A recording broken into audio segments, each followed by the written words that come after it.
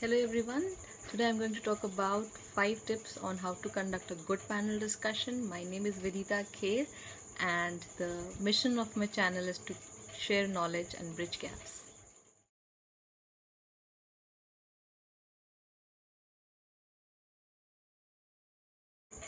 In this online mode, when everything is going digital, being from a lab assignment, classroom submissions, online meetings, project submissions, the panel discussions are also going online and digital.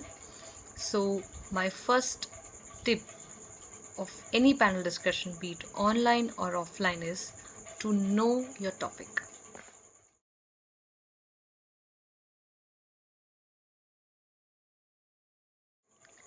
So the first tip is to know your topic, and that goes for the preparation of the panel discussion weeks and days ahead of your final day. You can research on your topic, you can see what kind of audience is going to be present, what are their interest levels, what is the audience more engaged in, to choose and finalize the topic for your panel discussion. Another way to look at it is that you can use a topic or choose a topic which is of maximum interest to you, which is flowing in the news currently, so that you can engage more in that topic while moderating the panel and the panelists, and also have an interest of audience intact throughout your panel discussion. In addition to that, also do a research on your topic once you have finalized the topic for a panel discussion. I think it is very important in the sense that you know what is the latest trend about the topic you're choosing. For example, the recent panel discussion that I conducted was on the topic, is digital learning going to be the future?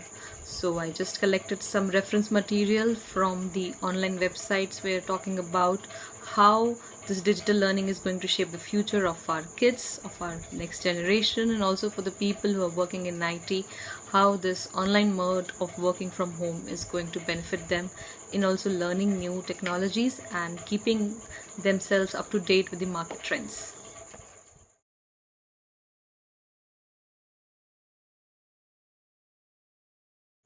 The second most important tip is to know your panelists. When you have decided upon a topic and now you want to choose a list of panelists who want to be on your panel discussion, it is very important that you choose from a diverse group of members. They should know their topic well. They should be able to articulate what they are thinking into words and be able to present a summary of their thoughts. They should also be able to answer a variety of questions which the audience may look up to them for certain answers. Also, it is good that they come from a diverse skill set, diverse expertise, and diverse background, so that it is different viewpoints are flowing across your panel discussion and it becomes more entertaining also for the audience. Once you choose your panelists, it's also important that you do a good homework of taking their introduction well in advance so that you can introduce them with a brief history of what they have been doing, what are their current favorite things, something which is close to the topic that you're choosing. Also, it's very important that you have their introductions ready in hand while introducing them on this digital podium. For this virtual mode of presentation or panel discussion, I always like to take a photo of my panelists who are going to be on my panel discussion, so that sometimes in the video call, if the panelist is facing some network connectivity issues and they're not able to turn on their video, it's always good to have their photo, which can be then shared or on the online mode while they are speaking. So that is relatable for the audience to know whom they are looking up to for their answers.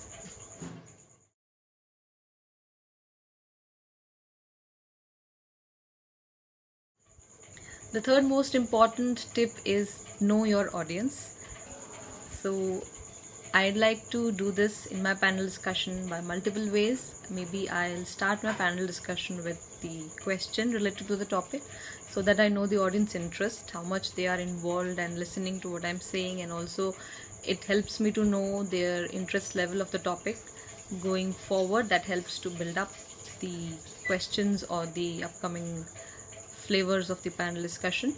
Sometimes I would also take up questions in the beginning. Mostly I open up for the questions for the audience. towards the end, when there has been some meaty conversations or the pros and cons of a topic are discussed in the panel by the different panelists, then I open it up for the audience to have their questions answered. That way they feel engaged, they feel involved throughout the process of the panel discussion in this virtual mode, and they are very much in it with the panelists.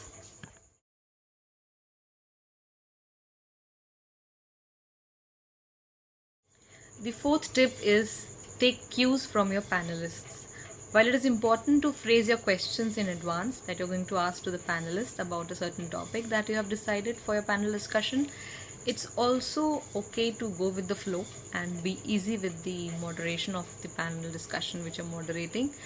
How you can do that? Maybe you can listen carefully what your panelist is answering for first question of yours, and then take cues from their answers and build up the next question, or maybe present a part of phrase of the concluding sentence of the first panelist and post it as a question to your second panelist, where you can get some diverse opinions from the one which was presented by your first panelist.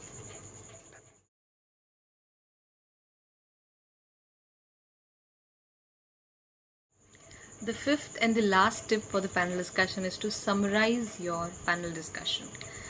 Most of the times the topics we choose for a panel discussion always have the pros and cons of the material we are talking about, and it is very important as a panel moderator that you should summarize the viewpoints of the different panelists when they were speaking, and taking a good summary of what was with the topic, related to the topic, and what was the different viewpoints which were definitely the cons of that topic, and try to give audience some food for thought, and also express your gratitude to the participants or the panelists, and also the audience who were always there to ask some interesting questions to make the whole panel discussion interesting, engaging, and a lot of fun. At the end of the day, it should be fun and learning altogether.